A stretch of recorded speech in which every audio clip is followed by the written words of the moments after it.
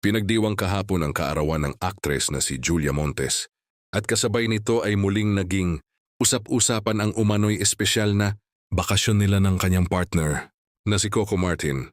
Ayon sa ilang source, mas pinili raw ng dalawa ang isang pribado at tahimik na selebrasyon. Malayo sa mata ng publiko, mas lalong uminit ang usapin matapos lumabas ang impormasyon na hindi lamang silang dalawa ang magkasama sa naturang bakasyon. Ayon sa mga kumakalat na balita, kasama umano nila ang kanilang anak. Bagay na lalong ikinagulat at ikinatuwa ng ilang netizens. Matatanda ang matagal nang pinag-uusapan ang issue tungkol sa umano'y pagkakaroon ng anak ni Coco at Julia, ngunit hanggang ngayon ay nananatili itong hindi kinukumpirma o itinatanggi ng dalawa. Ayon sa ilang ulat, aware umano ang magpartner sa mga ganitong balita, ngunit mas pinipili nilang manahimik at panatilihing pribado ang kanilang personal na buhay. Sa kabila nito, hindi pa rin napipigilan yung mga fans na kiligin at magbigay ng kani-kanilang reaksyon.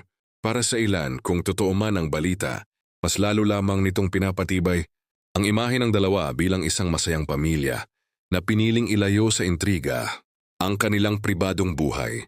May mga netizens naman na nananatiling hati ang opinyon. Ang iba ay naniniwalang may katotohanan ang mga kumakalat na impormasyon, habang ang iba naman ay nagsasabing dapat hintayin ang opisyal na kumpirmasyon mula mismo kina Coco at Julia.